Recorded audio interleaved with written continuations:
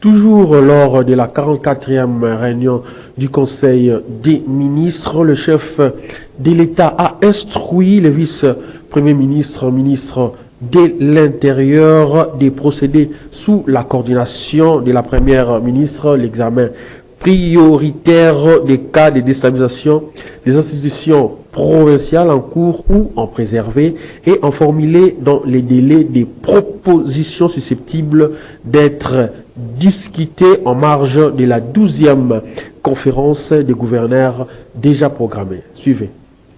La recrudescence de la déstabilisation des institutions provinciales.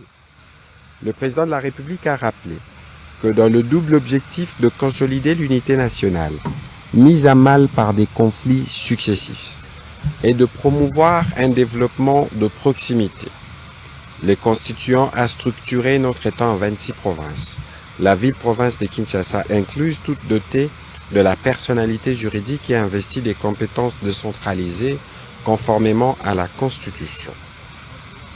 Cependant, depuis la mise en place des institutions provinciales prévues par la Constitution, notre pays a été confronté à des tensions récurrentes entre les assemblées provinciales et les exécutifs provinciaux.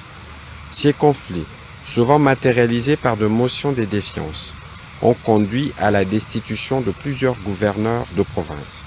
Ces instabilités ont lourdement pesé sur le bon fonctionnement des institutions provinciales, entraînant d'importants retards dans la mise en œuvre des politiques publiques et freinant l'élan des développements administratifs et socio-économiques escomptés. Là où la stabilité institutionnelle devait servir de socle à la cohésion nationale et au progrès, elle s'est retrouvée compromise au détriment de conditions de vie de nos concitoyens. Par ailleurs, alors que même notre pays fait face à une crise sécuritaire majeure dans sa partie Est, crise qui requiert une mobilisation unitaire de toutes les forces vives de la nation, nous assistons paradoxalement à une recrudescence d'actes de déstabilisation dans certains exécutifs provinciaux. Une telle situation est de nature à fragiliser davantage l'unité nationale et d'entraver les efforts en cours pour restaurer la paix et reconstruire les zones sinistrées. Face à cette situation préoccupante, le président de la République a insisté sur l'impératif d'adopter sans délai des mesures concrètes visant non seulement à contenir les crises actuelles, mais surtout à prévenir leur extension et leur répétition.